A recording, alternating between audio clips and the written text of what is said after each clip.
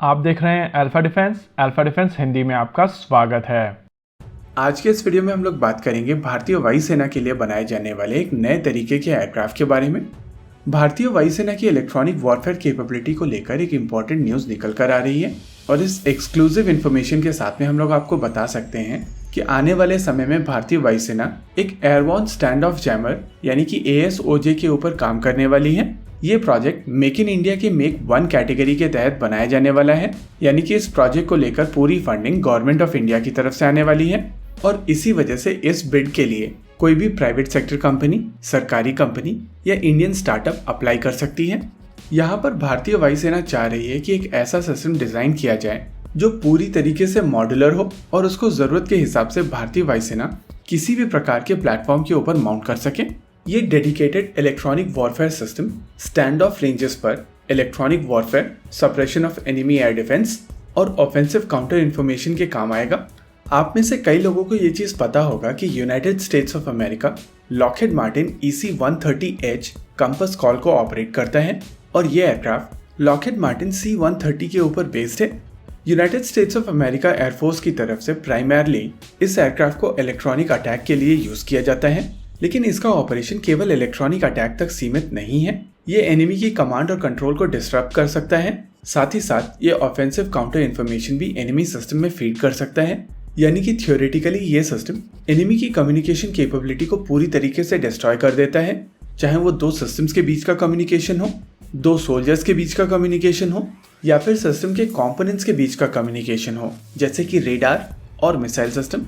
वैसे United states of America EC-130H compass call को replace करके EC-37B को अपने बेड़े में शामिल करने वाली है।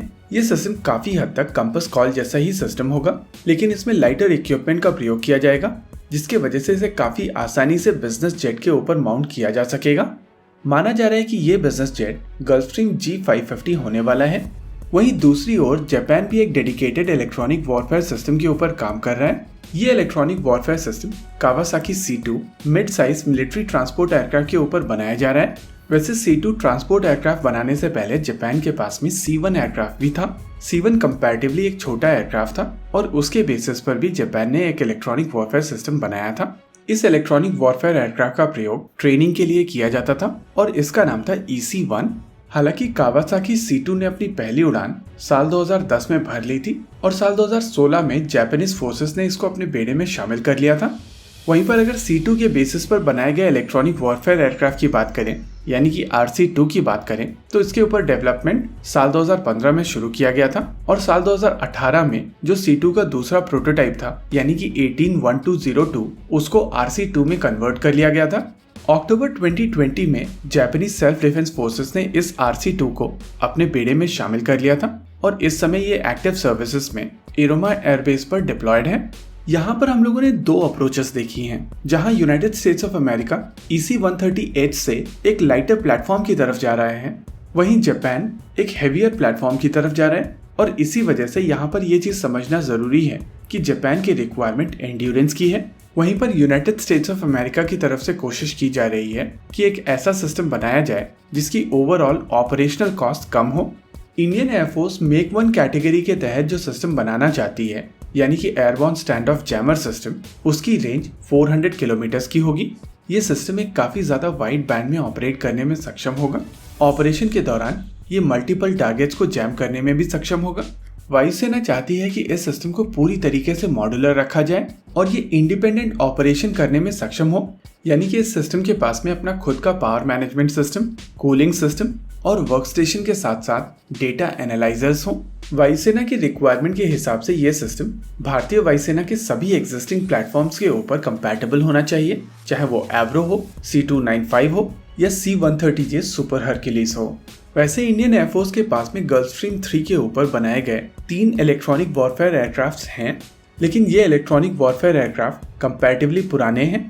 साथ ही साथ केवल 3 ही एयरक्राफ्ट अभी भारतीय वायुसेना के पास में हैं। इस वजह से भारतीय वायुसेना को आने वाले समय में मॉडर्न डे थ्रेट को देखते हुए इस तरीके के एयरक्राफ्ट के साथ में क्वालिटी और क्वांटिटी दोनों चाहिए होंगी और ये मेक इन इंडिया के तहत जो प्रोजेक्ट लिया जा रहा है वो भारतीय वायुसेना को यही चीज प्रोवाइड करेगा। ओवरऑल ये काफी ज्यादा पॉजिटिव डेवलपमेंट है और अगर चीजें सही तरीके से होती हैं तो आने वाले समय में भारतीय वायुसेना को अपनी रिक्वायरमेंट के लिए देश में ही इलेक्ट्रॉनिक वॉरफेयर सिस्टम्स मिलेंगे, जो कि इंडियन एविएशन इंडस्ट्री के लिए एक बहुत अच्छी खबर होगी। इसी के साथ आज के इस वीडियो में रखते हैं केवल इतना ही। वीडियो को अंत तक देखने के लिए धन्यवाद। देखते रहिए अल्फा डिफेंस। जय हिंद।